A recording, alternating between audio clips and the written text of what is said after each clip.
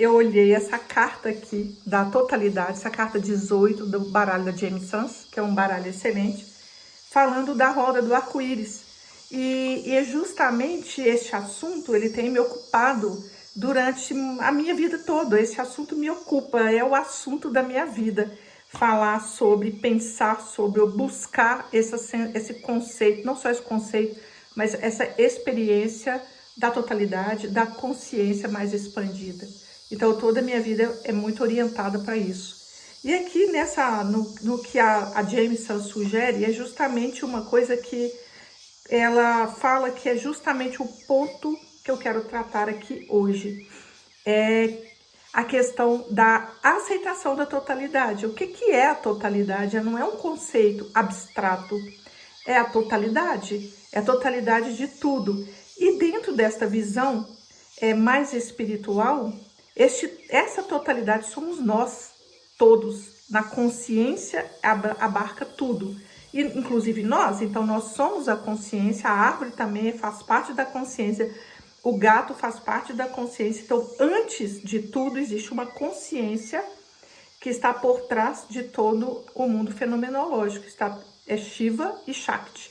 Shiva, o transcendente, e a Shakti, o imanente, a existência. Então, nós fazemos parte de tudo isso. A gente é toda essa totalidade da existência, é como se a gente fizesse parte do corpo de Deus, da matriz divina. Então, cada pontinho de manifestação no mundo fenomênico é um ponto de individualidade, observação de uma característica assim, particularizada, individualizada, o nosso olhar, ou a planta, a árvore, mas todos nós fazemos parte dessa matriz, digamos assim, divina, na totalidade. Então, dentro dessa totalidade, e quando a gente está nessa experiência limitada, ou seja, nesse pontinho, quando a nossa percepção é a partir desse pontinho, o pontinho somos nós e a expansão também somos nós. Mas quando nós estamos nesse pontinho, é que a gente vai criando separação. Mas na totalidade está tudo interligado e nós vamos criando separação. E ali, essa separação, a gente continua criando, e é disso que eu quero falar, com a nossa forma de criar separação. Qual é a nossa forma de criar separação? O estado separado, ele é sempre um estado mais limitado. E quando nós estamos no estado mais da totalidade, nós estamos mais expandidos. Isso intelectualmente, assim, de uma maneira abstrata, todos nós compreendemos em algum nível. E buscamos até, quando a pessoa tem uma visão espiritual, ela busca essa totalidade. Mas isso não pode ser um conceito, isso é uma aplicação diária. E o que significa isso na nossa aplicação diária, na nossa vida cotidiana? Então, hoje aqui eu quero dar um exemplo. E eu vou fazer uma pergunta que parece que não tem nada a ver uma coisa com a outra, mas é aí que a gente vai ver. Você cria discórdia? Ou você é atraído internamente por discórdia, por separar, por julgar, por entrar em questões que são, na verdade, separação? Então, quando a gente tem uma mente voltada para isso, ou habitualmente, ou viciada nisso, nós sempre estaremos diminuindo a nossa perspectiva, em vez de expandir. É um caminho de cada vez mais separação e dualidade, e não de integração e unidade. Então, o que é a minha proposta é que a gente traga esses conceitos amplos para uma perspectiva bem diária, bem de autoobservação, do nosso jeito de reagir à existência. Então, aquilo que a gente não gosta, aquilo que nos impacta emocionalmente, aquelas pessoas que são diferentes de nossa, como que você reage a isso? Você reage àquilo que não integra na sua noção de bondade, de o que for que seja, que constitui a sua visão de janelinha de mundo, como que isto é traz para você. Então, vamos imaginar aqui. Vamos imaginar aqui um radar. E vamos imaginar que esse radar, ele é a matriz divina. Então, ele tem vários pequenos pontos de observação. Então, vamos trazer para uma coisa mais simples ainda. Vamos imaginar uma situação mais simples do que essa. Você resolveu colocar câmeras na sua casa. Sua casa é grande e você é a casa, você é o dono dessa casa. Então, você colocou uma câmera na varanda, você colocou uma câmera lá no fundo da casa, lá no quintal. Então, vamos imaginar que você tenha 10 câmeras espalhadas para você ter uma visão ampla daquilo. E você tem uma tela de computador e lá tem várias janelinhas. Então, essas janelinhas que integram esse sistema de rastreamento, elas estão ali monitorando todas aquelas perspectivas. Aí, vamos imaginar que a perspectiva 1, que é da varanda, brigue com a perspectiva 2, que é da lateral da casa. Então, quando a gente olha esse sistema, a gente vê que não faz sentido nenhum. Não faz sentido que aquilo que a varanda captou, a outra pessoa lá, a outra câmera da lateral, que captou outra coisa, ela vai brigar com aquilo, vai brigar com a outra e vai falar assim, não, você está errada, meu ponto de vista é melhor. Então, o que acontece? Na perspectiva individualizada, elas formam uma totalidade. Então, a perspectiva que eu tenho, ela é a perspectiva única e singular deste corpo perceptivo que sou eu, e a sua é singular, porque é da perspectiva de você, da sua experiência, é como se fosse esses olhos da vida, esses olhos da consciência. Então, se dessa perspectiva eu abro para perceber assim, eu estou percebendo aqui uma parte de uma estrutura, desse meu ângulo aqui, eu percebo uma parte, porque do ângulo que eu vejo, eu só consigo perceber esse pedaço aqui.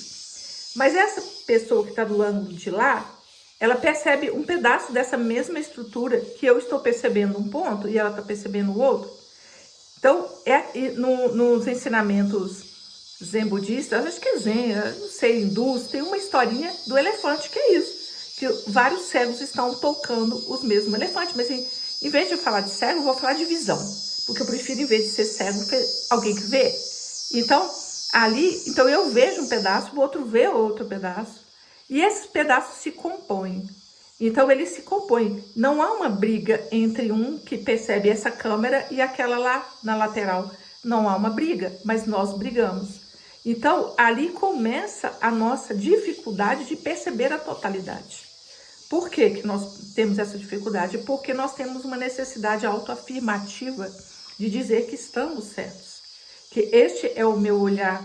E ali, com essa necessidade autoafirmativa, eu estou certo, é uma necessidade egóica, é uma necessidade de um esquema interno nosso, ali distorcido da percepção, onde há uma necessidade de afirmar que estamos certos. Então, a gente vai observar isso se nós não nos dermos conta dessa necessidade interna, inconsciente, às vezes até bastante consciente, de que eu tenho necessidade de estar certo. Então, o meu ponto de vista é melhor que o seu. E aí vão aparecendo outras necessidades. Uma necessidade de ser superior, uma necessidade de estar à frente do outro, uma competição. É sempre ali uma competição. A minha perspectiva é melhor que a sua. E aí isso se desdobra de diversas maneiras. Você está errado, você é inferior, eu sou superior. Sempre tem uma superioridade. Que lá atrás uma necessidade de ser especial, de estar ali acima. Então isso nos tira da totalidade. Exatamente, é uma mistura de condicionamento, de crenças, de estruturas de ego, de dores que eu tenho que estar em determinado lugar e postura. Então, quando a gente não percebe com mais consciência esta motivação para isso, nós perdemos a coisa mais importante da história, que é a totalidade. Então, vamos imaginar que a gente estivesse esperando uma coisa incrível. o 13 Atlas lá com uma nave. Não é, né, gente? É um cometa, tudo bem. Então, vamos imaginar que a gente está aqui doido para ver a tal nave. Aí, a minha perspectiva, eu vejo um pedacinho. Eu não posso afirmar que esse pedacinho aqui é nave. Eu só vi um pedacinho da coisa lá, qualquer que seja. Pode ser uma nave, uma coisa especial, ou mesmo uma coisa que vai me proteger. Então, estou vendo só um pedaço, um ângulo. Mas essa janela que está aqui percebe mais um pedaço. E se em vez de eu brigar com aquela perspectiva, eu somasse aquela perspectiva, falar, uau, eu percebi esse pedacinho, o outro percebeu esse, então isso aqui tá ligado com isso aqui. Uau, então como é que seria isso? E ali eu vou, e você viu o que mais? O que você viu? Aí nós vamos montando este quebra-cabeça. Então, a perspectiva da totalidade, ela é de incluir todas as outras perspectivas e não de excluir. Então, toda vez que nós, no nosso dia a dia, estamos excluindo uma possibilidade ou não olhando de uma maneira a aceitar, e aí a gente começa a brigar, a entrar em conflitos, a ter aquela atitude raivosa interna e aquela atitude autoafirmativa. Eu estou certo, você está errado. E aí nós começamos a estreitar a nossa perspectiva. Nós começamos a estreitar e entrar cada vez mais na perspectiva dualística, eu e o outro, e não o caminho está invertido. É este que é o ponto que eu quero que vocês observem. Se no dia a dia, na sua prática cotidiana, ali no seu dia a dia, quando você conversa com seu companheiro, com sua companheira, com um amigo, sobre futebol, sobre política, sobre qualquer assunto que te deixa, que faça você crescer em termos de eu estou certo e o meu ponto de vista é o correto e você está errado, qual é essa força que te movimenta internamente, que cresce dentro de você? Qual é essa força que faz você entrar em discórdia, entrar em fechamento perceptivo, em percepção limitada? Este é o meu ponto de vista e acabou. Eu sou Cruzeiro e o Atlético tá horrível. Eu sou da direita e da esquerda tá errada. Eu sou da esquerda e a direita tá errada. Eu sou Cruzeiro, eu sou Flamengo, eu sou sei o quê. Porque nessas situações que são mais envolventes em termos de emoções, emocionalidades, isso fica muito evidente. A polarização que a gente fala, é disso aí. Mas para o que é a polarização? É uma dificuldade de perceber a totalidade. Então é de ver de cima, é de ver de um ponto de vista onde você não está identificado e nem lutando por afirmar-se. Então, enquanto houver um movimento aqui, que é o ego, é um bicho dentro de nós, é uma serpente dentro de nós, doidinha para dar o bote. Então, esse bote fica só, não importa o que esteja do lado de fora, tá toda hora eu quero dar um bote. O bote da autoafirmação. O bote de eu estou certo, você está errado. O bote de e aí esse bote pode ser um bote de falado, agressivo, ou pode ser um olhar de braços cruzados assim. Nunca aceita o que o outro pensa ou percebe e sempre tem uma resistência de um lado em escutar, em ouvir, em compreender. Tem sempre isso pode vir de camuflado de pílulas douradas, douradíssimas, de bons conselhos. Então, aquela pílula dourada de bons conselhos. Por que você não faz isso? Por que você não faz aquilo? Por que isso? Então, fica aqueles aconselhadores de plantão que tá sempre ali julgando o outro, incapaz de escutar verdadeiramente o que o outro tá falando, a perspectiva do outro, a dor do outro, a situação do outro. Tem sempre algo a acrescentar para corrigir. Então, é aquela necessidade de correção. E nós vamos falar assim, várias necessidades de autoafirmar, de corrigir o outro. Tá sempre ali com uma faquinha. Sabe aquele escultor que tem aquelas... Eu já fiz muita escultura uma época da minha vida, eu adorava, eu tenho até habilidades para fazer isso, modelagem de argila. Então tem aquelas, eu até esqueci, tem muito tempo que eu não faço isso, esqueci o nome da ferramenta. que é um ferrinho assim que a gente vai corrigindo, né? Assim, você vai esculpindo, na verdade. Aí tem lá o projeto do outro, né? A escultura do outro, a modelagem do outro. E eu tô lá com meu cinzelzinho assim na manga, doida pra pessoa olhar pro lado. Eu vou lá e corrijo. Eu vou lá e apago, vou lá e corrijo e mudo os temperos da comida do outro e mudo não sei o que. Faça isso na sua própria vida. As estecas, é verdade, eu lá minha esteca. Aí eu tô sempre com a minha estequinha lá guardada dentro da minha bolsa, na manga assim, para corrigir. Aí eu tô sempre querendo corrigir. A gente precisa perceber esse movimento que é meio inconsciente, ao mesmo tempo ele tem consciência, mas na consciência ele vira uma pílula dourada. Ah, não, eu estou ajudando, eu estou ajudando, dando bons conselhos, sei lá o quê. Mas lá dentro tem uma vontade de corrigir. Então, a pessoa quer corrigir. O tempo inteiro é compulsivo para corrigir determinada situação. Você está fazendo errado, você não faz isso, você não faz aquilo. Ou então, uma crítica velada. Observe se você não tem essa crítica velada sobre as pessoas, sobre tudo, sobre o jeito do outro, a roupa do outro, o jeito que ele se coloca, o jeito que ele fala na internet. Por que as pessoas morrem de medo de internet, gente? Porque a internet é o lugar da crítica. Porque tá todo mundo ali criticando uns aos outros. É isso que é verdade. Ninguém tá ali admirando ninguém, tá todo mundo criticando uns aos outros. Então, se eu tenho esse olhar crítico, eu vou imaginar que todo mundo também tem.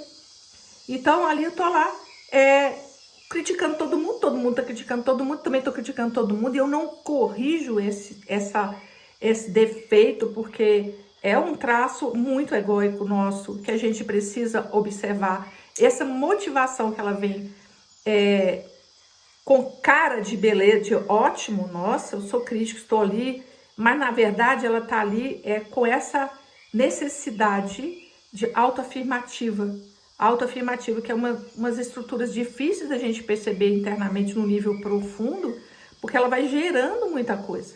Ela vai gerando. Então, quais são essas necessidades que a gente tem que leva a gente a sair da totalidade, da rota da totalidade? Então, a rota a totalidade está numa direção e na direção oposta está esta individualidade, mas mais do que individualidade, essa noção de separação, essa dualidade. Então, eu tenho aqui a totalidade, no caminho oposto, eu tenho a dualidade. Então, no nosso caminho evolutivo, o que nos faz? Você pode escolher a dualidade, não tem problema nenhum. Só que, porque nós temos livre-arbítrio, então a rota da dualidade, ela é uma rota complexa também. Ela é uma rota de dor e sofrimento. Você não vai encontrar na rota da dualidade paz de espírito, bem-aventurança, sabedoria. Você vai se autoafirmar. E ali no extremo nós temos os teimosos de plantão ali, que todo mundo deve ter um para conhecer, para chamar de seu, na sua família, nos seus amigos. A pessoa que não tem nem lógica, mas ela está teimando com determinadas coisas, o cabeça dura. Alguém já ouviu falar do cabeça dura? Então, a gente não consegue. Conselhos, aqui a Sueli falando, gente, conselhos é um dos maiores bloqueios em termos de comunicação. A pessoa te pediu o conselho ou é uma compulsão sua para mudar o outro com a sua estecazinha? Então, você é um escultor que tem uma esteca que fica corrigindo, tem um pincel para corrigir o quadro do outro. Como é que a gente começa a perceber isso dentro de nós e começa a aceitar? Percebendo que todos, sem exceção, são almas. Então, a minha alma, a sua alma tem a mesma grandeza, porque são almas. São almas, é Atman. Atman é a alma individualizada. Eu sou uma alma individualizada, você é uma alma individualizada em experiência terrena. Então, se eu enxergo o outro como alma, eu não enxergo o outro como um Frankenstein. Qual é o mito do Frankenstein? Alguém queria consertar alguém e vai lá e põe um pedaço, põe um nariz, põe isso, põe aquilo. E a gente está nessa era do Frankenstein, né, gente? Porque a gente quer fazer isso, inclusive, com a gente mesmo. Então, corrija aqui, corrija ali, conserta daqui, põe um outro olho, põe outro cabelo, um outro nariz, outra boca. Então, a gente está nessa era daquele cara lá que criou o Frankenstein. No fim, dá uma coisa horrorosa, né? Cheio de cicatriz, cheio de não sei o quê. Então, assim, eu não estou falando que você não possa fazer nada disso, eu estou falando para que a gente faça as coisas com consciência. Com consciência, para que a gente não seja levado pelo impulso. O impulso e a nossa vida seja direcionada não na totalidade, mas na dualidade. Então, na dualidade, o caminho é um. E na totalidade, o caminho é outro. O que você busca quando você vai para a totalidade é completamente diferente do que você busca quando você vai para a dualidade. E lógico, se o destino é outro, eu vou encontrar praias diferentes. Então, a praia que estou indo, que é a praia da totalidade, ela tem atributos, características diferentes da busca da dualidade. O que nós vamos encontrar na totalidade é aquilo que Jesus falou. O que Jesus disse que nos daria? Ele disse, eu vos deixo a paz e eu vos dou a minha paz. Ele não falou outra coisa. Ele não falou, quando ele fala, eu vos deixo o quê? Então, a paz que ele disse que traria, ele era, o meu reino não é desse mundo, eu vos deixo a paz e vos dou a minha paz. Então, é isso que a gente vai ter. Então, neste caminho da totalidade, o que você vai ganhar, entre aspas, é mais paz, mais estado de paz, mais pacificação, porque você está no atributo da consciência, que é inclusivo, que não tem isso, que existe uma rendição, existe uma devoção, existe uma entrega para a totalidade. Então, é como se fosse assim, eu no ponto da minha observação, eu como este ponto, eu sou uma observação, mas quem comanda todo o movimento da casa desse observador aqui, tem esse meu aqui, tem você, tem o outro lá, que são essas câmeras que estão percebendo a existência. Quem decide é a pessoa que está comandando lá o computador com tudo. Então, entregue para a divindade aquilo que você não compreenda, aquilo que você não consegue lidar, e entrega, mas nós queremos é modificar os outros, quase sempre é isso. Então, se tá mal comigo é porque alguém fez errado, porque alguém percebeu errado e nós ficamos nesse lugar aí, vitimados, impotentes, porque a gente não tá direcionado para onde tem a potência é a totalidade. Então, gostaria que vocês refletissem sobre isso. Se dentro de você tem, de uma maneira inconsciente ou de uma maneira sutil, às vezes muito evidente e às vezes sutil, esta necessidade de estar se autoafirmando, de estar colocando a sua perspectiva, o seu jeito, e ali encoberto de conselhos, está ali uma dificuldade de escuta e aceitação do ponto de vista do outro. Então, o que você quer? Até na terapia, no processo terapêutico, isso é um desafio. Então, eu como psicóloga atendendo pessoas, qual é a minha função? É deixar que o outro veja dentro da perspectiva dela aquilo. É tipo assim, eu tô com essa perspectiva, é minha janela de realidade é essa, a do outro é para lá. Então, eu como psicóloga, não vou virar ele para ver a minha perspectiva, eu vou limpar a janela dele, ajudar a janela dele a limpar-se para que ele perceba qual é a perspectiva. Gente, isso aqui vai ficar gravado, tá? Vai subir pro Rios aqui agora, daqui a pouco. Pegou pela metade. Vai ficar gravado, vocês vão poder assistir, tanto no YouTube. No YouTube não sobe hoje não, vai ficar editado, tirando esses bom dia, boa tarde. E aí vai lá pro YouTube com cortes, só com minha fala. Então, vamos observar isso, porque isso faz toda a diferença no nosso bem-estar, na aceitação do outro, na nossa empatia, na nossa capacidade de ouvir, na nossa capacidade de estar no caminho, exercitando o caminho que teoricamente todos nós queremos ir, pelo menos na fala de muita gente, eu quero viver a totalidade. Eu quero experimentar estados expandidos de consciência. Quer? Mas você sustenta? Eu vou lá num ritual qualquer lá, perceba essa totalidade e na prática do dia a dia isso é possível. Então, cuidado para não invadir a janela do outro e querer modificar. Primeiro, porque na janela do outro não te corresponde, porque cada um é feito para perceber a sua própria janela, é como se fosse uma engrenagem certinha. A engrenagem minha é essa aqui para eu ver lá. E a engrenagem do outro é lá. Então, porque empatia não é isso. sair da minha janela perceptiva e ocupar o lugar do outro. Então eu vou lá, saio da minha... E aí a minha engrenagem, ela é totalmente feita para ser aqui. Engrenagem, eu ponho aqui, essa aqui. O outro tá aqui e tá perfeito aqui. Eu tô perfeito aqui, você tá perfeito ali. Ah, mas eu quero ajudar esse daqui. Eu saio dessa daqui, troco de lugar com ele, ponho aqui. Não é isso. Então, da minha perspectiva, eu posso ajudar o outro. Como? Olha, limpa isso, limpa aquilo. Mas o ajudar a pessoa, mas não é... É ajudar a pessoa a refletir. Ajudar, criar condições para que, se tiver no seu alcance, se for da sua função, se for oportuno, se tiver no Dharma, eu ajudo o outro ajuda a virar quando o outro percebe por si, ele criar essas condições para ele crescer. É tipo a ajuda de um jardineiro. Então, o que é um jardineiro? O jardineiro, para mim, é a metáfora perfeita. O jardineiro perfeito é aquele que cria condições. Ele não põe a planta, ele não mexe na semente. Ele entende a semente.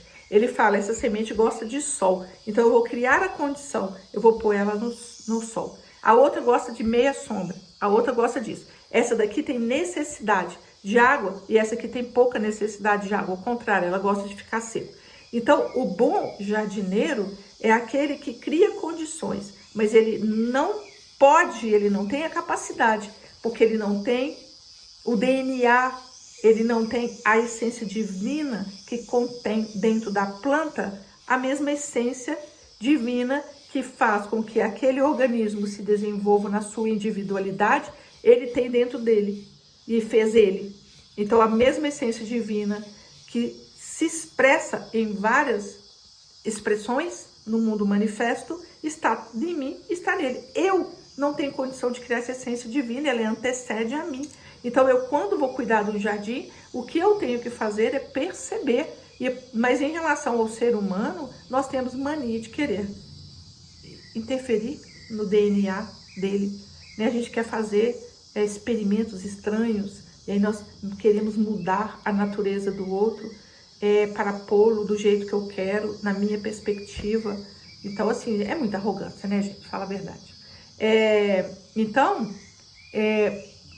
se você não refletir, você não sai do lugar. Por isso que eu amo Mahalila. Eu também amo Mahalila.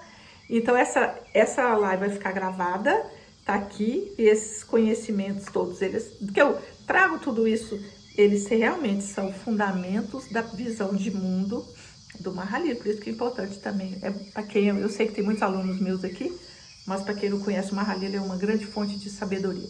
Então, é isto que eu queria conversar com vocês hoje, da importância disso. Então, assim, a pergunta é, a cada momento do dia, o seu olhar é direcionado para a rota da totalidade ou o seu olhar está direcionado a sua bússola, o seu Waze, ele está indicando totalidade, mesmo que eu erre pelo meio do caminho, tudo bem, mas a direção é a totalidade ou a direção é a dualidade? Ah, eu tô na rota da dualidade. Então tá, você vai achar pedra pelo caminho, você vai achar dualidade. Porque você tá direcionado nessa rota. Depois a pessoa fala, não sei por que eu só encontro isso. Eu só encontro isso, só encontro pedra pelo meu caminho. Eu falei, mas qual é a bússola? Você olhou o eixo direitinho, você pôs lá no mapa certinho? Eu queria ir para São Paulo, não sei por que cada vez que eu ando para São Paulo, eu tô chegando no Rio de Janeiro. Ué, será que tá errado? O que pode estar errado? Se eu tô indo para São Paulo e em vez de chegar em São Paulo, tô chegando no Rio. Porque eu errei a rota, simplesmente assim, não tem mágica, não? Não tem mágica. Se eu fui para São Paulo e na medida que eu ando, eu chego no Rio, eu não estou, pus no eixo, mapa errado. Simples assim. É só ser inteligente de quem raciocinar. Então, se tudo que eu tô fazendo tá me levando a chegar em determinado lugar, eu pus no mapa isso, gente. Se eu só encontro discórdia, se tá tudo errado, não tá nada certo, pare e olhe o mapa. Pare e olhe o mapa. Eu tô achando que eu peguei o caminho errado, porque não era pra eu ir pra cá. De vez em quando você erra o caminho, todo mundo erra, né não? Então, assim, gente, não passei aqui, no outro dia mesmo eu errei o caminho, vindo pra Belo Horizonte, pra um outro lugar, e olha só que é a minha cidade, hein? Sei que eu saí, viajei, e aí tinha um não sei o que, o Waze meu saiu fora do lugar, quando eu vi, tem um lugar errado. Tô assim, tô andando. Assim, não conheço esse lugar aqui não. Esse negócio aqui tá errado, isso aqui não é aqui, isso aqui não devia estar aqui. Isso é melhor parar, né? Não mais sábio. Parar, olha direito no Waze onde você tá, onde que eu tô. Pra onde que eu vou, pra onde que eu tô indo. Igualzinho mineiro, pra onde que eu tô, pra onde que eu vou. Peraí, onde eu estou? Pra onde eu estou indo? Errei. Ai, que bom que eu vi. Errei, vira o carro. E aí, quando a gente tá na rota errada, gente, não importa o quanto você ande, você tá na rota errada. Isso aí. E quando você percebe que a direção está errada, cada passo que você dá tá na direção correta. Olha que maravilha. E se eu estou na rota errada, os quilômetros todos que você está percorrendo não te levam a lugar nenhum, só te afasta do seu destino. Então é isso que é importante. Então observe e faça essa pergunta com consciência.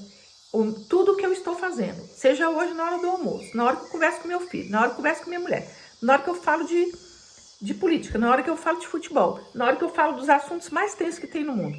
O meu caminho é para a totalidade ou é para a dualidade? Fique atento. Então, esse é um grande desafio coletivo, não é só para vocês não, não é só para mim não, é nosso desafio coletivo, nosso, porque o chamado coletivo é para a dualidade, porque a dualidade, gente, atrai gente. Ai, não tem nada mais, vocês sabiam disso, vocês sabem disso, com certeza, que tudo que é polêmico atrai cliques. Agora, se eu falo, por exemplo, ninguém nem clica para mim. Mas, se eu estivesse falando um negócio absurdo, de polêmica, xingando alguém, garanto para vocês que estava lá cheio de plateia. Todo mundo é viciado em galo de briga. Então, galo de briga é o cenário mais ideal para você conseguir cliques, infelizmente. Então, é isso. Então, por que tá aí todo mundo com um monte de galos de briga? Tem um galinho de uma rixazinha particular em... Como é que chama aqueles negócio de galo de briga? Tinha um nome que eu não sei se era rinha de galo. Aqui falava rinha, não sei se o nome tá certo. Para todo lado tem uma rinha de galo. Eu treino meu galo para brigar com o seu galo. Aí eu ponho lá os galos brigando, saindo sangue e plateias assistindo. É assim. Então, assim, nós estamos fazendo da nossa vida uma rinha de galo ou não? Presta atenção. E pior de tudo que se vicia. Vou contar um negócio para vocês. Brigar é viciante. Aí a pessoa não consegue sair disso. Tome consciência.